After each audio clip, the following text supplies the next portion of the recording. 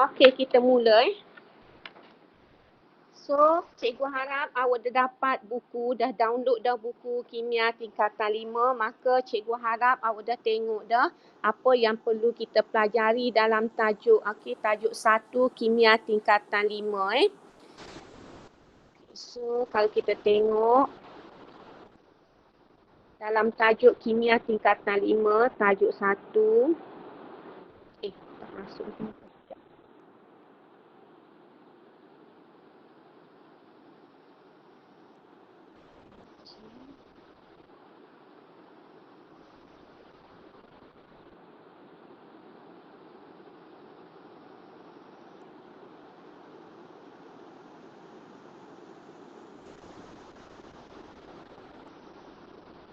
Okey, dah selesai.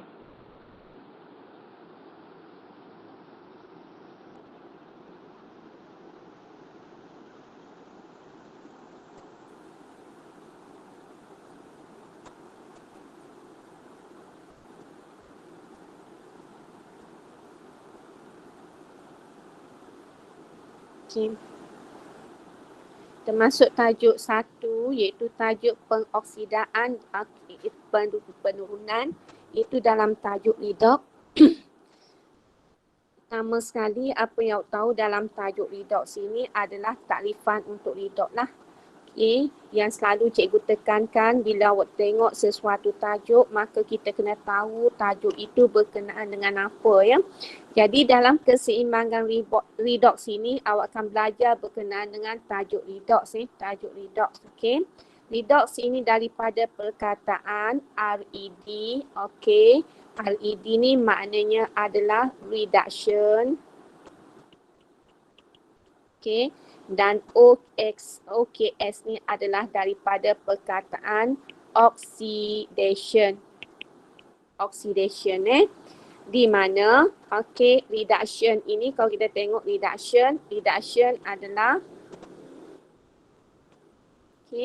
reduction ini adalah proses penurunan, manakala oxidation ini adalah proses pengoksidaan. Maknanya dalam tajuk keseimbangan redox ini awak akan belajar berkenaan dengan tindak balas penurunan dan juga tindak balas pengoksidaan. Okey.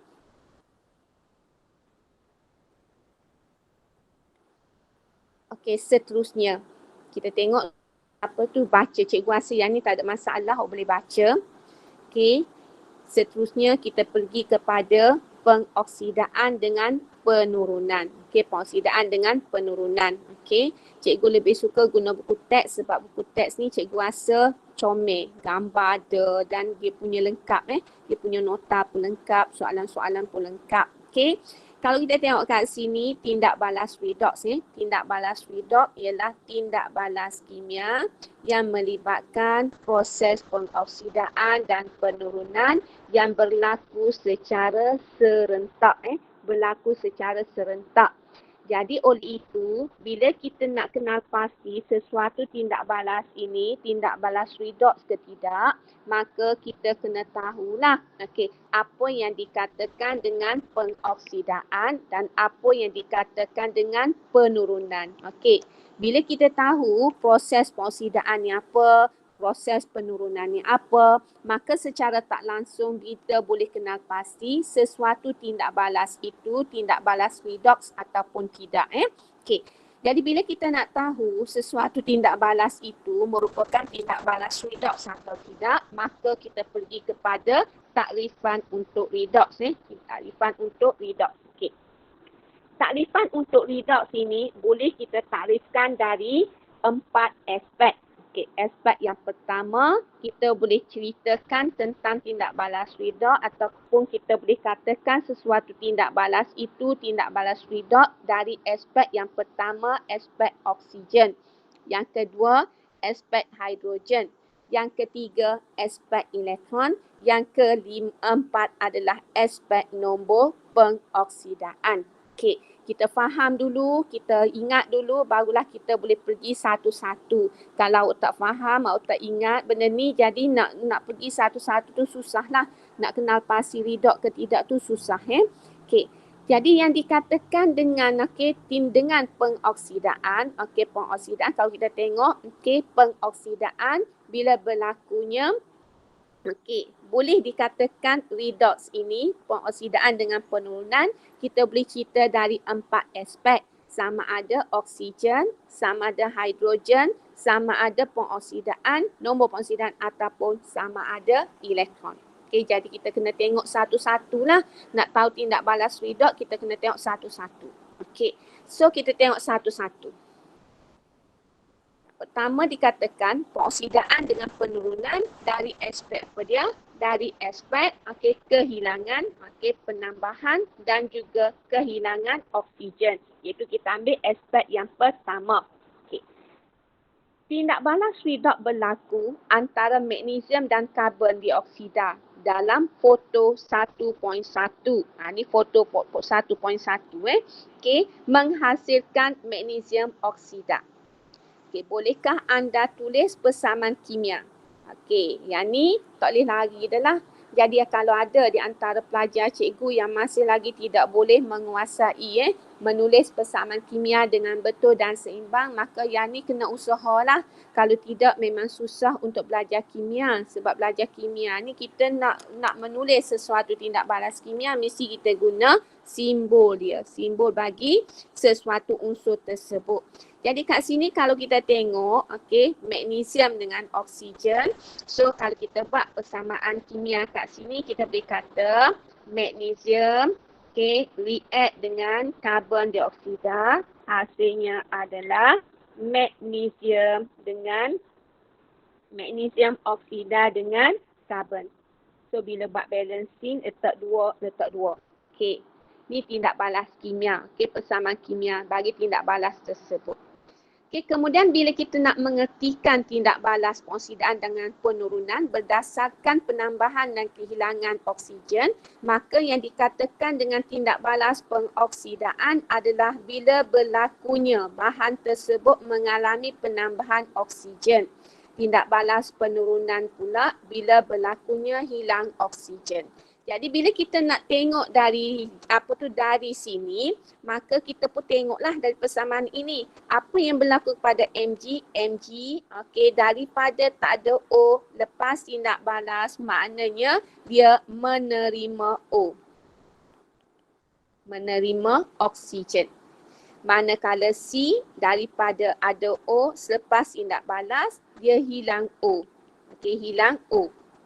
Jadi terima O ini, proses apa terima O? Kalau kita tengok kat sini, cuba tengok kat sini, tambah oksigen pengoksidaan. Jadi bila terima oksigen, maka ini adalah proses pengoksidaan.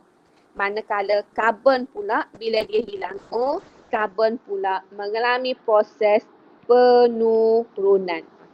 Jadi bila ada pengoksidaan, ada penurunan, maka tindak balas antara magnesium dengan gas karbon dioksida ini kita boleh takrifkan sebagai tindak balas redox. Dari aspek apa? Dari aspek oksigen. Kalau ada soalan, boleh tanya ni. Kalau tidak, cikgu terus yang ni. So, sekarang ni dia bagi seperti yang cikgu dah terangkan tadi, di mana dia bagi kat sini oksigen. Di mana magnesium, kalau kita tengok magnesium daripada tak ada O, lepas tindak balas ada O, maka apa yang berlaku kepada magnesium kat sini, magnesium mengalami proses pengoksidaan dengan dia menerima oksigen. Jadi di sini kita boleh kata bahan yang dioksidakan adalah magnesium. Kenapa bahan yang dioksidakan magnesium? Kerana magnesium mengalami penambahan oksigen. Bahan yang diturunkan adalah karbon dioksida. Kenapa karbon dioksida? Sebab karbon dioksida mengalami kehilangan oksigen. Dan kemudian kat sini diberi diberi satu lagi takrifan, iaitu ejen pengoksidaan dengan ejen penurunan. Di mana kat sini dia bagi karbon dioksida telah mengoksidakan magnesium, maka ia adalah ejen pengoksidaan. Manakala magnesium telah menurunkan karbon dioksida, maka ejen penurunan kat sini adalah magnesium.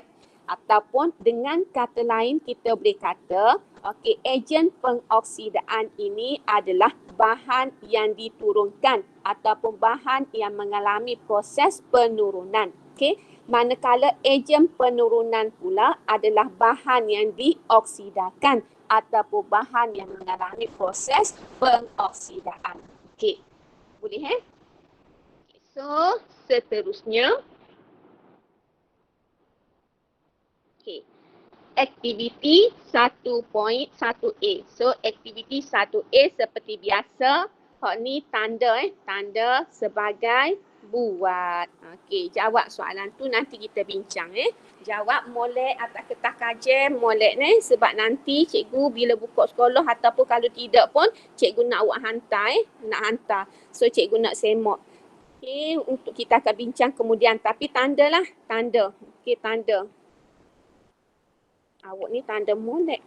Mungkin awak tanda tak buat pula.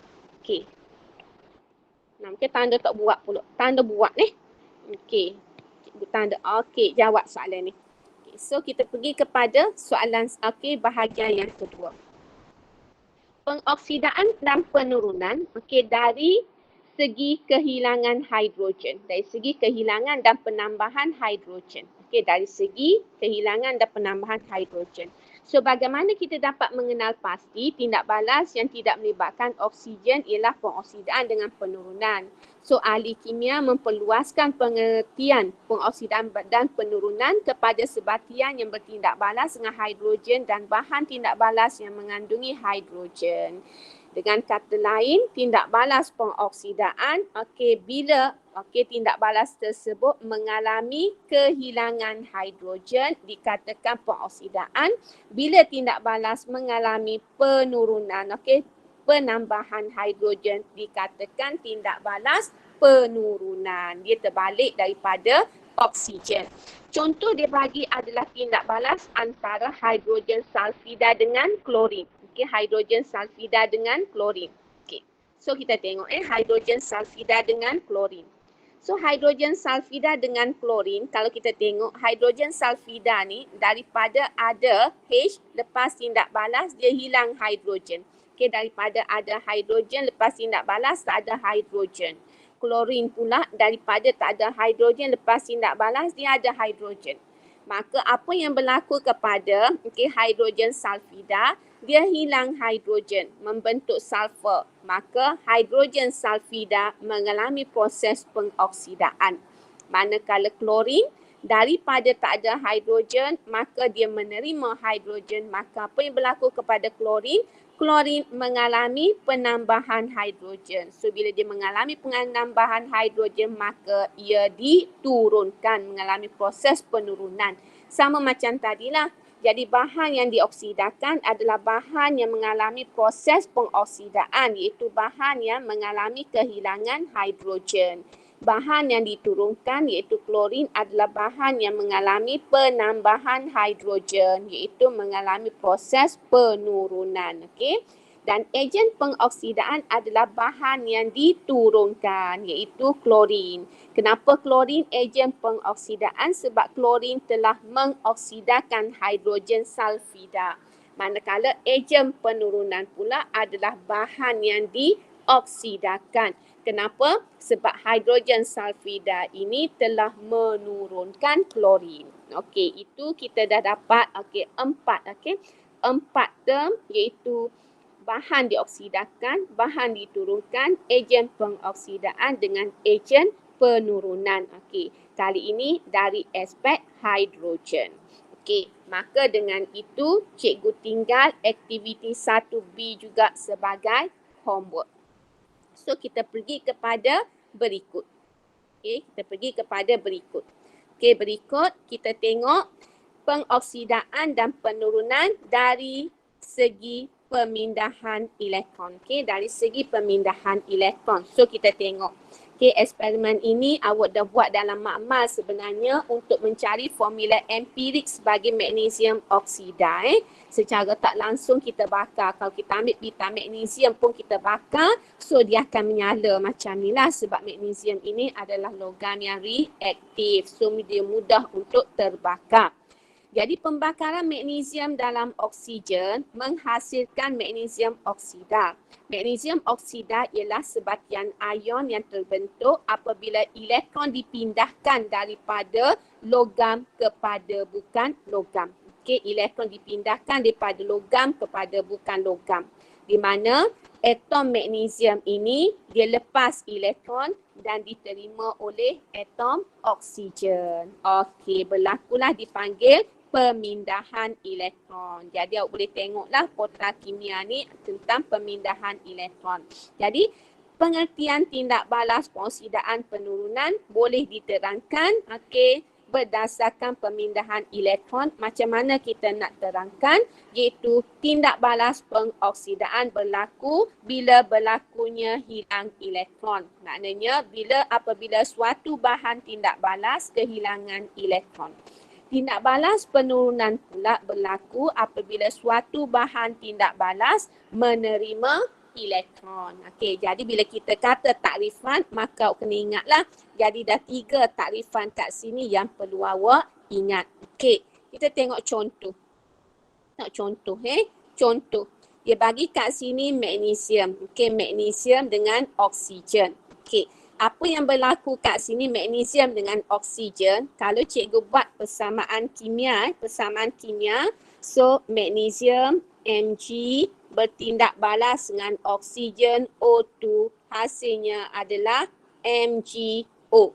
Okey, MgO. Okey, di mana bila kita buat seimbang, kita letak 2, kita letak 2. Okey.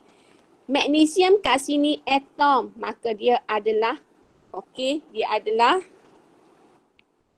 Mg saja dah. Okey, Mg saja. Okey. So kalau kita tengok kat sini, apa yang berlaku kepada Mg, kita boleh pecah sini. Kita boleh pecah ni, Mg ni, okey, dengan O, sini adalah Mg2 plus, sini adalah O2 minus. Okey, dia bergabung melalui pemindahan elektron, iaitu sebatian ion yang terbentuk. Jadi apa yang berlaku kepada Mg? Mg membentuk Mg2+. Apa yang berlaku kepada O2? O2 membentuk O2-. Itu yang diberi dengan setengah persamaan di mana Mg membentuk Mg2+. Macam mana Mg membentuk Mg2+? Atom magnesium melepaskan elektron membentuk ion magnesium. Manakala O2 nak jadi O2 minus, maknanya O2 menerima elektron. Jadi bila kita nak berbalik kepada redox, jadi apa yang berlaku kepada magnesium? Dia lepas elektron. Bila lepas elektron ataupun hilang elektron, maka magnesium dioksidakan. Okey, bahan yang dioksidakan adalah magnesium. Okey, di mana kenapa kita kata magnesium dioksidakan? Kerana atom magnesium kehilangan elektron.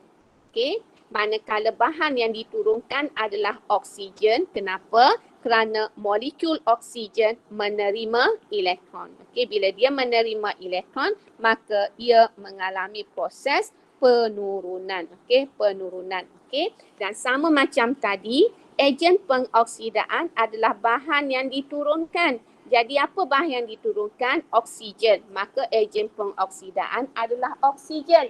Jadi kalau kita tanya kenapa oksigen merupakan ejen pengoksidaan? Kerana oksigen mengalami proses penurunan iaitu ataupun ia menerima elektron. Ataupun ia penerima elektron.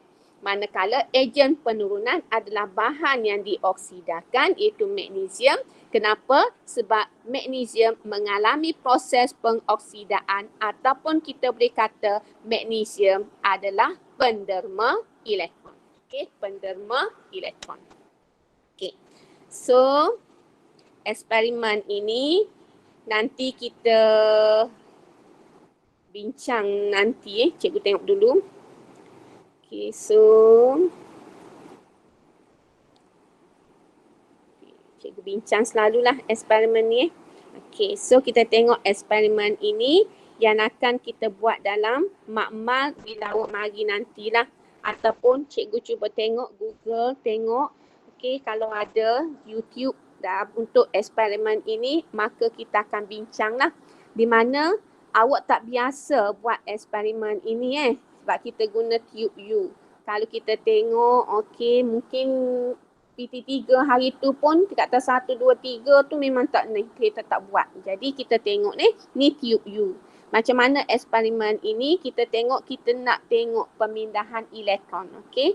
Jadi dipanggil kat sini tindak balas ini ataupun kaedah ini adalah kaedah pemindahan elektron pada satu jarak. Apa jaraknya? Sebab kita letak daripada dua bekas yang berbeza. Di mana kita letak asid sulfurik dalam tube U. Jadi kaedah dia sebenarnya kita letak asid sulfurik dalam tube U. Lepas tu lautan ferrum 2 sulfat dengan lautan kalium manganat 7 berasid ni kita titis. Okey, titis ni dua-dua ni. Okey, titis secara serentak. Okey, sampai dia punya ketinggian dia berapa-berapa, sini dia kata 3 cm. Okey, kemudian kita celup elektrod X, kita celup elektrod Y, kemudian kita sambung kepada galvanometer. Okey, galvanometer ni fungsinya adalah untuk menunjukkan, okey, galvanometer ni dia menunjuk arah pengaliran elektron. Okey, apa maksud dia? Kalau katakanlah jarum ni, mula-mula dia duduk sini kan. Okey, kalau kita tengok, okay, jarum ni duduk tengah. Kalau jarum ni terpesong ke arah kanan, maknanya elektron bergerak daripada X mari ke Y. Okay. Kalau andainya kita tengok elektron tadi bergerak ke arah, jarum galvanometer ini bergerak ke arah X, maknanya terpesong ke sini, maknanya kita tahu bahawasanya elektron bergerak daripada Y ke X. Maknanya siapa yang lepas elektron larutan dalam ni. Okey, gitu. Boleh tu jarum galvanometer. Jadi bila kita buat eksperimen ini, kita boleh tahulah bahan mana yang lepas elektron, bahan mana yang terima elektron. Okey, kalau tak faham tanya Okey, so ni benda baru bagi awak tapi tak apalah cikgu. Okey, cuma cikgu nak ayat kat sini apa fungsi galvanometer. Dia tak sama dengan voltmeter, tak sama dengan ammeter lah. Jadi dia nak menunjukkan arah pengaliran elektron berdasarkan kepada pesongan dia. Kalau dia pesong ke kanan, maknanya elektron bergerak daripada kiri ke kanan. Kalau dia terpesong ke kiri, maknanya elektron bergerak daripada kanan ke kiri. Okey, itu yang berlaku kat sini. Okey, jadi bila kita tengok kat sini, okey,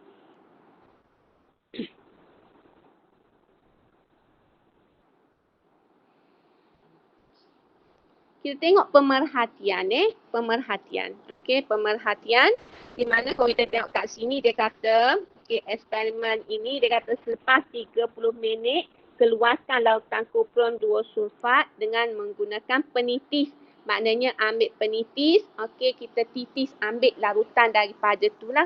Jadi selepas 30 minit kalau kita tengok diagram ni, awak pun ambil lah penitis Okey, kalau tak faham royak ambil penitis. Okey, dalam makmal dia ada penitis. Ambil penitis, kita pun letak dalam ni, kita pun ambil okey larutan yang ada di dalam lengan kiri ni.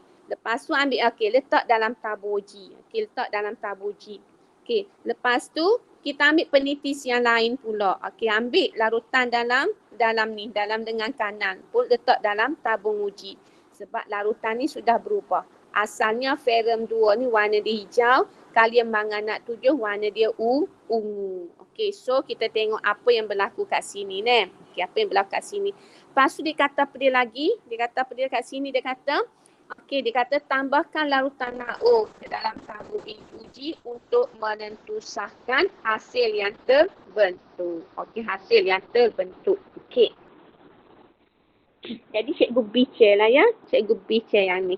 Okey, so kita tengok semula diagram ni.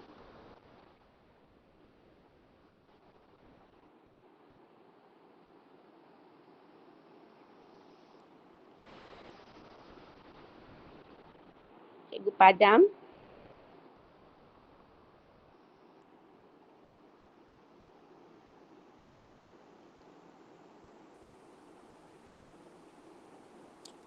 Apa yang berlaku kat sini, okey.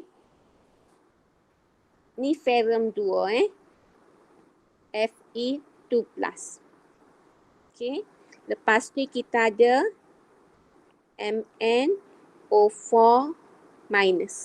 Cikgu pun tak tahu kenapa dia bagi yang susah pula pada awak ni, tak apalah. Okey.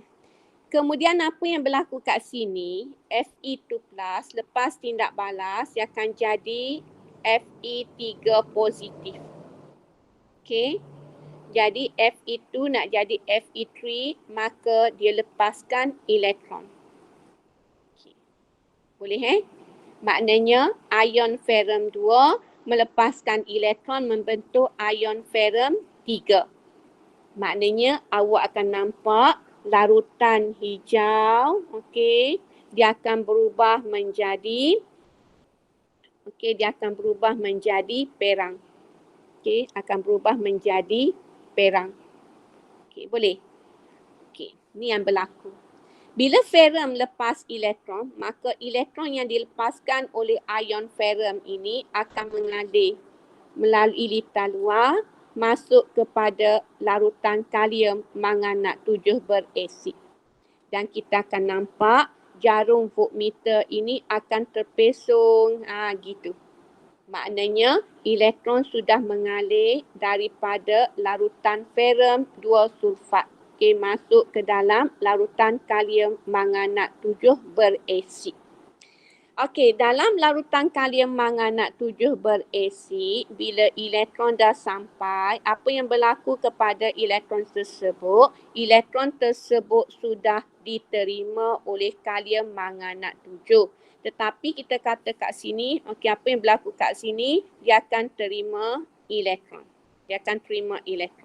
Okey, tetapi kat sini dia ada perkataan asid.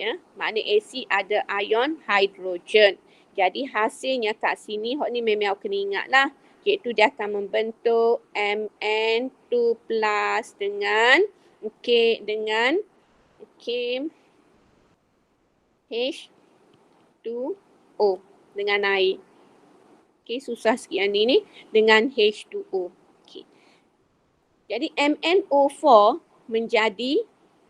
menerima elektron kat situ. Okey.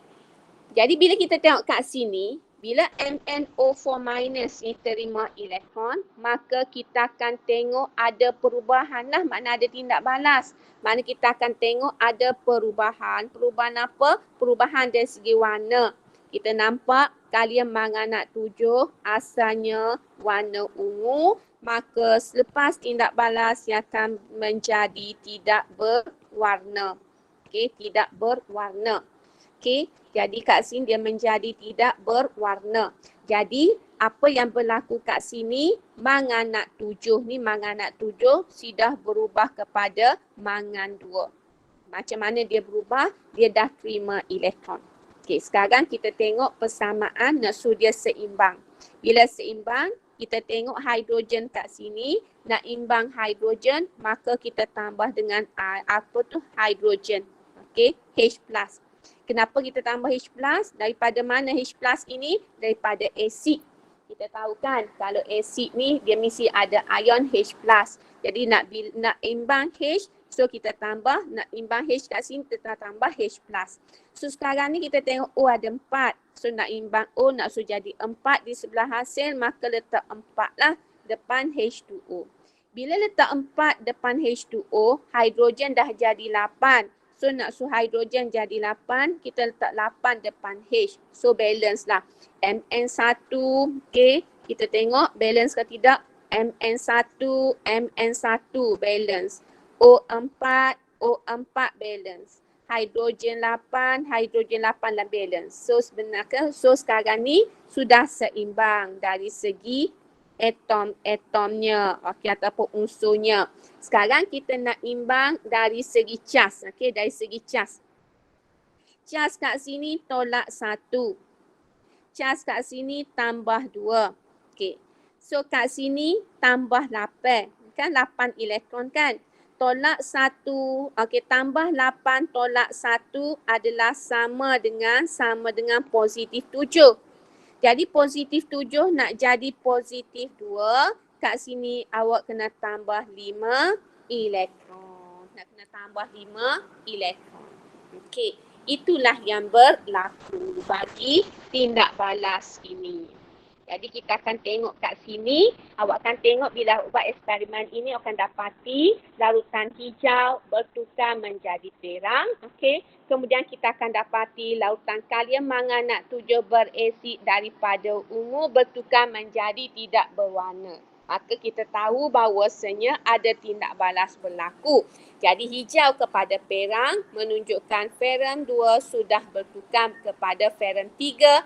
Maknanya ion ferum 2 sudah melepaskan elektron. Jadi bila ada lepas elektron, ada terima elektron, maka ini merupakan tindak balas redox dan kita boleh nyatakan redox dari aspek pemindahan elektron. Okey, dari aspek pemindahan elektron. Okey, so kita tengok apa yang ditanya kat sini. So kita boleh buat kat sini dari segi pemerhatian tadi. So kita boleh jawab kat sini dari segi pemerhatian. Kita boleh kata ferum 2 sulfat kita akan dapat larutan hijau berubah menjadi perang. Okey, influence kita kesimpulan. So kesimpulan kita boleh katalah, maknanya kita boleh kata larutan perang ialah larutan ferum 3 ataupun larutan perang mengandungi ion ferum 3. Boleh. Kemudian larutan kalium manganat 7 pula, kita nampak apa? Okey, kita akan nampak pemerhatian dia. Larutan ungu menjadi tidak berwarna. Tidak berwarna. Jadi tidak berwarna, maka influence kita boleh kata tadi, apa dia kita boleh kata? Okey. Ion, okey. MnO4 minus, okey, menjadi ion Mn2 positif. Okey, itu kesimpulanlah kita nak oyak. Ungu tu apa? MnO4 minus. Tidak berwarna apa dia? Mn2 plus. So kita boleh kata ion MnO4 minus membentuk ataupun membentuk dah. Okey, membentuk menjadi ni ayat kapung tak ada tak? Okey, so kita boleh kata membentuk. Okey. Membentuk ion Mn2 positif. Okey. So sekarang kita tengok soalan pula. Soalan dikata berdasarkan pemerhatian tulis persamaan pada elektron X dengan elektron Y. So kita dah tulis dah tadi. Selesai. Apakah jenis tindak balas yang berlaku pada elektron X dengan elektron Y? So kita tengok balik tadi. Okey. Kat sini kalau kita tengok, okey, Fe2 ni, Fe2, okey, Fe2 lepas elektron, maka proses apa kat sini? Proses pengoksidaan. Maka yang ni terima elektron, ini adalah proses penurunan. Okey, proses penurunan. Jadi bila dia kata kat sini, apakah jenis tindak balas yang berlaku? Maka X itu pengoksidaan, Y itu adalah penurunan. Okey, yang kedua pula, dia nak apa dia kat sini? Dia nak tulis persamaan ion, okey, keseluruhan bagi tindak balas itu. Okey, kat sini persamaan ion. Macam mana nak buat persamaan ion? Okey, persamaan ion awak dah jumpa masa bila? Jumpa masa tajuk garam kan? Okey, persamaan ion. Okey. So, tetapi kita tidak buat secara ni lah. Kita tidak buat secara detail sebab kita belajar daripada rumah ni.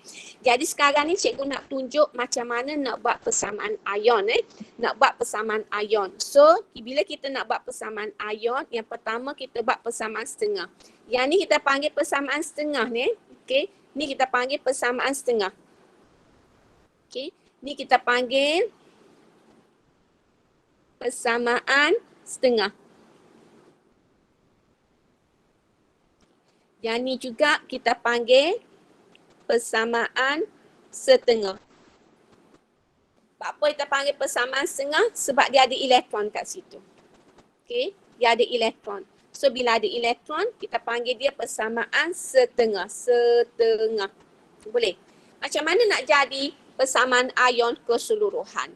Nak jadi persamaan ion keseluruhan, maka yang pertama, step yang pertama kita tengok elektron. Kita tengok elektron. Okey, tengok elektron. Elektron kat sini 5. Elektron kat sini 1. Maka kita step yang pertama nak buat persamaan ion, kita kena samakan elektron. Kalau sini 5, sini nak jadi 5, maka persamaan setengah di sebelah param ni kita kena darab dengan 5. Bila darab dengan 5, dia akan jadi, okay, so cikgu tulis kat sini, dia akan jadi kan? Jadi 5 Fe2 positif hasilkan 5 Fe3 positif tambah 5 elektron. Okay. Lepas tu kita tulis persamaan seterusnya. Persamaan seterusnya kita ada MnO4 minus tambah 5 elektron tambah 8H plus hasilkan Mn2 positif tambah 4H2O. Sekarang kita nak buat persamaan ion. Jadi bila kita dah samakan elektron, maka step seterusnya kita boleh mati. Elektron kiri ada 5, kanan ada 5, kita mati. Bila dah mati, kita pun ambil lah kiri sama-sama kiri. So kiri sama-sama kiri, kita ada apa dia kiri tu? Kita ada 5 Fe2 positif tambah dengan MnO4 minus tambah dengan 8H plus. Okey, ni sebelah kiri. Sebelah kanan pula kita ada 5 Fe3 positif tambah Mn2 positif tambah 4H2O. Okey, ini kita panggil persamaan ion. Kita panggil persamaan ion. Okey. So, selesai untuk soalan yang ketiga. Soalan yang keempat, kenal pasti bahan yang dioksidakan, bahan yang diturunkan, ejen pengoksidaan dengan ejen penurunan. Okey, sama macam tadilah. So, sama macam tadi. So, kalau kita tengok daripada persamaan ini, kita boleh kata, apa dia kat sini? Kita boleh kata Fe ni, Fe2 plus ni, ini adalah, okey, ia mengalami, okey, ia adalah bahan yang dioksidakan. Dioksidakan. Bila dia bahan dioksidakan, maka ia merupakan ejen, okey, ia merupakan ejen penurunan. Okey, MnO4 minus pula, oleh kerana dia terima elektron, dia mengalami proses penurunan, maka ia merupakan bahan yang diturunkan. Okey. Bila ia merupakan bahan yang diturunkan, maka ia juga adalah ejen pengoksidaan. Jadi kita kata kenapa ia ejen pengoksidaan? Kerana ion manganat 7 menerima elektron dan mengalami proses penurunan. Kenapa Fe2 plus merupakan bahan yang dioksidakan atau merupakan ejen penurunan? Kerana ion Fe2 plus melepaskan elektron dan mengalami proses pengoksidaan. Okey, itu adalah sebab. Okey, terangkan, berikan sebab kenapa kita kata begitu. Okey, selesai yang keempat. Kita pergi seterusnya yang kelima. Okey, yang kelima. Yang kelima, nyatakan arah pengaliran elektron dalam eksperimen ini. Arah pengaliran elektron. Jadi arah pengaliran elektron kita boleh tengoklah. Maknanya bila ion Fe2+ melepaskan elektron, maka arah pengaliran elektron adalah daripada elektrod X kepada elektrod Y. Okey. Daripada elektrod X kepada elektrod Y. Jadi kat sini bila kita nak ceritakan pasal arah pengaliran elektron, maka kita boleh cerita daripada tadilah. Okey, iaitu macam mana kita nak cerita arah pengaliran elektron, kita boleh kata dari elektrod X ke elektrod Y. Okey, ke elektrod Y.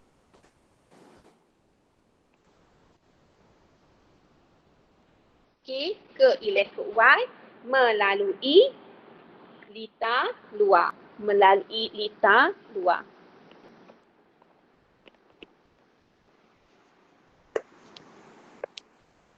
Okey, ke elektrod Y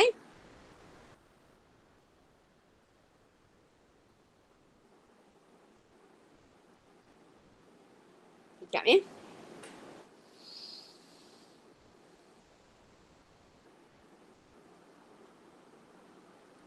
Sekejap.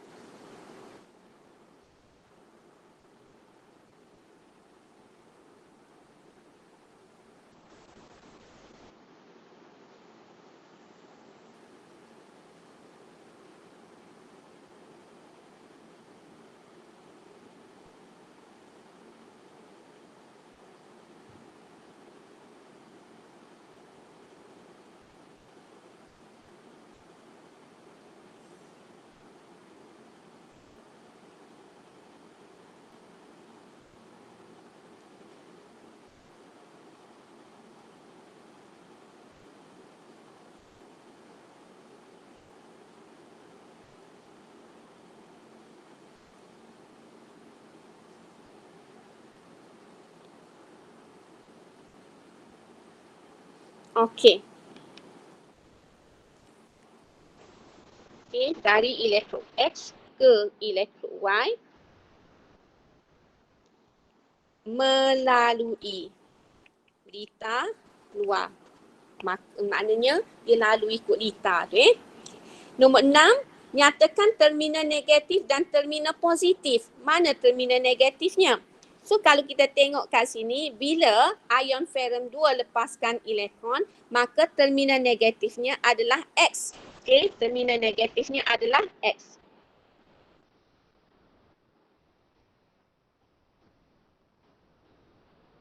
Okey, terminal negatifnya adalah X, terminal positifnya adalah Y.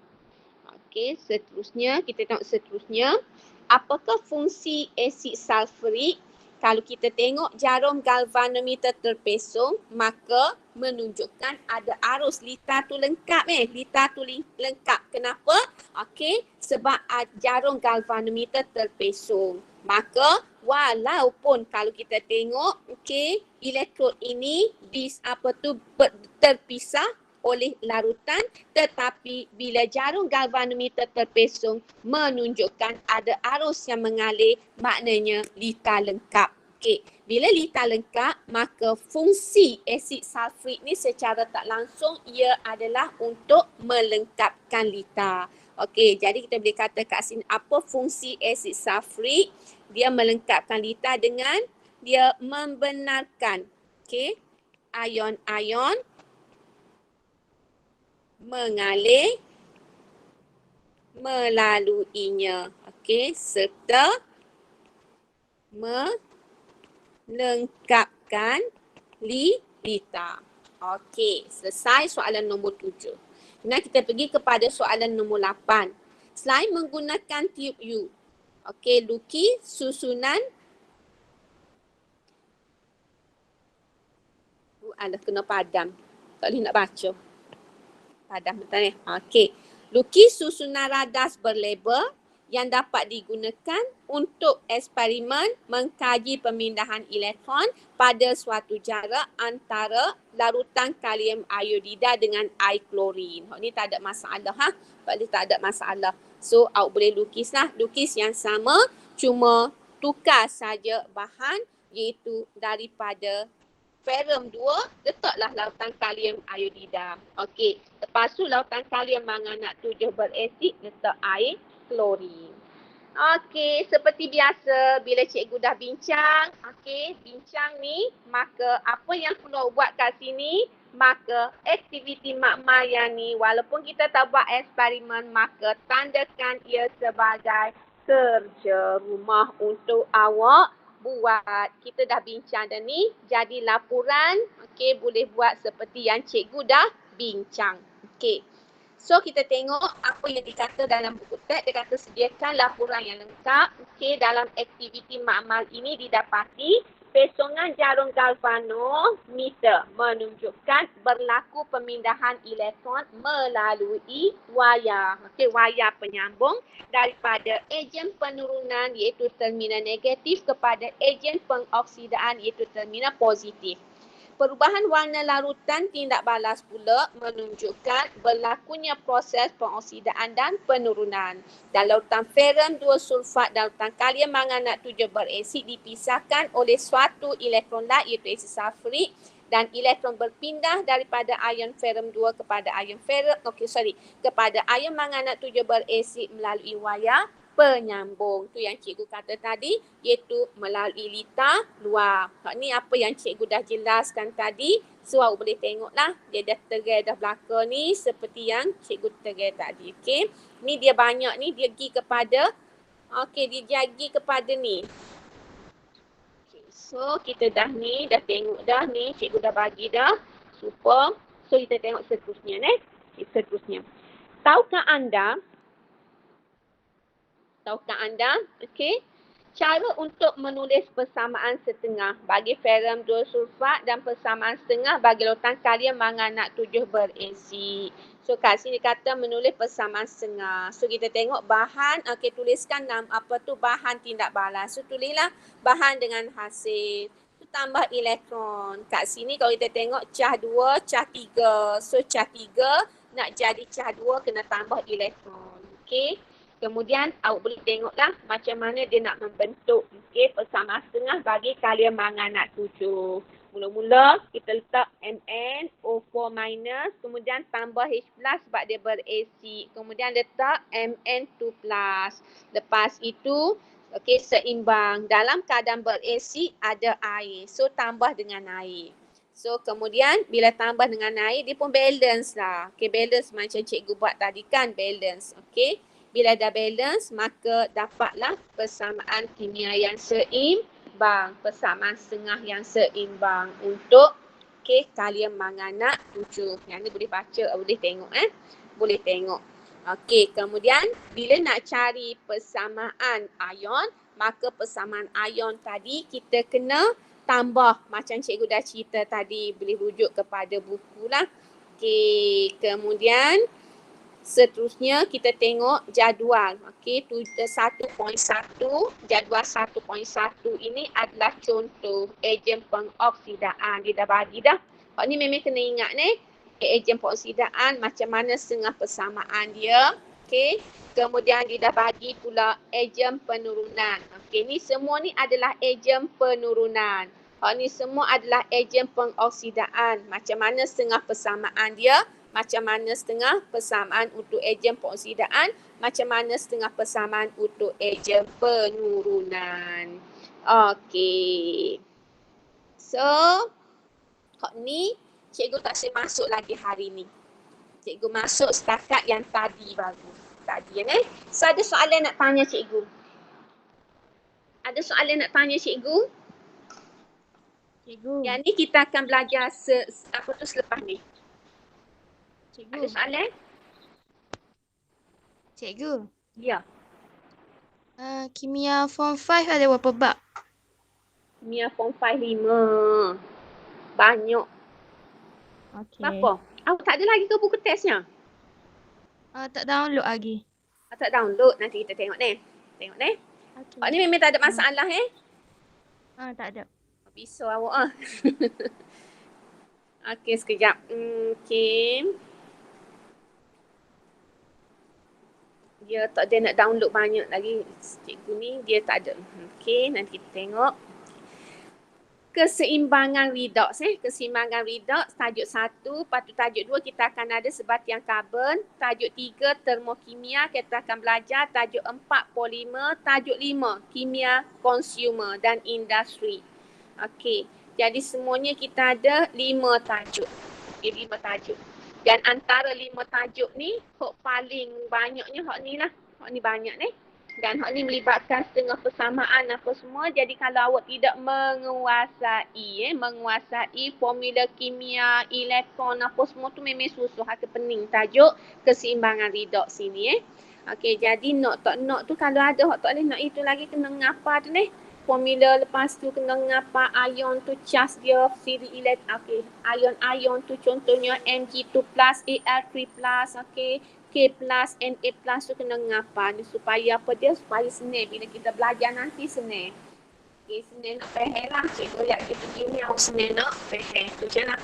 Okay, jadi kita dah habis bahagian yang pertama untuk hari ni tajuk redox. Okay, tajuk redox baru masuk pengoksidaan dengan penurunan tu. Tajuk 1.1. 1.1 tak habis lagi tu.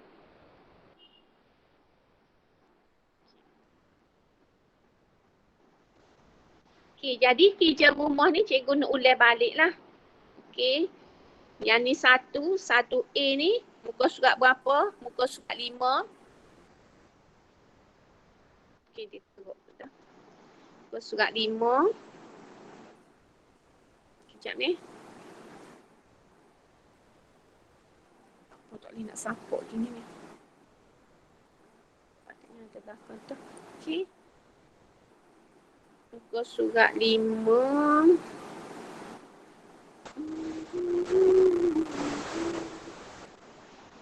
Kita pergi jauh dah ni. Pergi jauh sana. Ulang balik ni. Okay, so aktiviti 1A muka surat 5. Dan cikgu bagi aktiviti 1B muka surat 6. Kemudian aktiviti makma ni. Okey, jawab juga. Okey, jawab juga hak ni. Okey, kemudian kalau tak ada apa-apa, cikgu rasa cikgu nak berhentilah kelas. Tak ada soalan nak tanya Tak ada soalan nak tanya? Ada. Okey, tak ada. Boleh follow ke setakat ni? Boleh Boleh. Okey, boleh. Cikgu. Setakat ni, so asal Hello. Terima kasih cikgu. Terima kasih cikgu. Terima kasih cikgu. Okey. Terima kasih cikgu. Okey, bye-bye. Bye, terima kasih cikgu.